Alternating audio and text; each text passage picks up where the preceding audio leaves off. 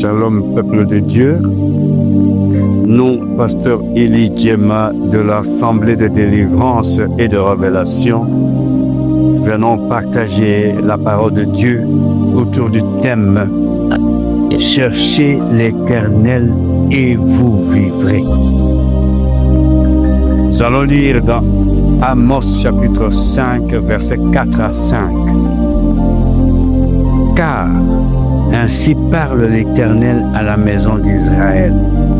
Cherchez-moi et vous vivrez. Ne cherchez pas Bethel, n'allez pas à Gilgal, ne passez pas par Beersheba, car Gilgal sera captif et Bethel anéanti. » C'est la prophétie de prophète Amos sur Israël. Israël d'aujourd'hui, c'est toi et moi. Nous sommes concernés par cette prophétie. Cette prophétie, c'est la conséquence du comportement d'Israël.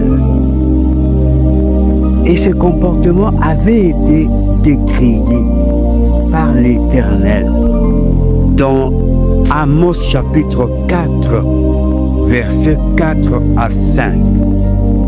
Il est écrit: allez à Bethel et péchez. Allez à Gilgal et péchez davantage. Offrez vos sacrifices chaque matin et vos dîmes tous les 3 jours. Faites vos sacrifices d'action de grâce avec du levain. Proclamez, publiez vos offrandes volontaires, car c'est là ce que vous aimez, enfants d'Israël, dit l'Éternel. L'Éternel a décrié ce comportement. L'Éternel n'était pas d'accord avec cette attitude des enfants d'Israël qui allaient offrir le sacrifice d'action de grâce avec du levain. Bien-aimés dans le Seigneur, Amos le prophète nous révèle encore dans son chapitre 3, versets 4 à 5. Le lion rugit-il dans la forêt sans avoir une proie? Le lionceau, pour ce qu'il décrit de fond de sa tanière sans avoir fait une capture? L'oiseau tombe-t-il dans le filet qui est à terre sans qu'il y ait un piège? Le filet s'élève-t-il de terre sans qu'il y ait rien de pris? Aujourd'hui, Amos le prophète, au travers de cette exhortation, rugit comme un lion. Israël est tombé dans le filet.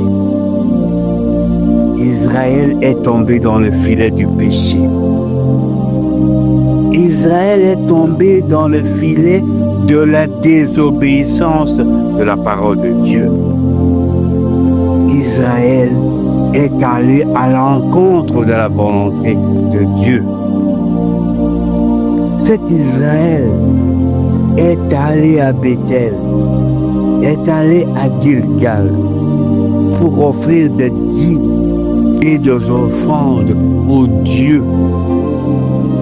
Et contrairement aux Écritures saintes, Israël offre de sacrifices d'action de grâce du levain. Pourtant, l'Éternel nous donne le pain sans levain. chacune, comme chacun d'entre nous, est appelé à considérer cette écriture sainte par rapport à sa vie. Car Matthieu chapitre 7, verset 6, nous remet sur l'oreille. Il dit, ne donnez pas les choses saintes aux chiens et ne jetez pas vos perles devant le pourceau, de peur qu'il ne les foule aux pieds et ne se retourne et ne vous déchire. Cette parole est une perle. C'est un métal très précieux. C'est de l'or. Et nous devons la considérer comme telle. Ne point la jeter par terre sous les pieds de pourceau, de peur que cette parole ne soit foulée aux pieds. La Bible déclare sans embâche de ne pas jeter de peur qu'elle soit foulée aux pieds. Le pauvre ne connaît pas la valeur de l'or. Le pauvre ne connaît pas la valeur de la perle. Mais c'est toi et moi qui connaissons la valeur de cette parole aujourd'hui. C'est cette parole de vérité qui est prêchée et annoncée à qui veut l'entendre et veut la mettre en pratique. Cette parole de vérité nous demande de quitter Bethel, de quitter Gilgal, de ne pas passer par Beersheba, mais de chercher l'Éternel pour vivre la vraie vie. Beaucoup d'enfants de Dieu sont trompés par des prophéties, par des paroles pleines de levain. Dieu n'est pas à Bethel, Dieu n'est pas à Gilgal, ni à Beersheba, mais il est dans sa parole. Maranatha, Pasteur Élie Djema, le tabernacle de Dieu. Pour tout contact éventuel, reçu 243 89 18 78 834, ou vous pouvez nous joindre dans notre chaîne YouTube en écrivant Assemblée de délivrance et de révélation.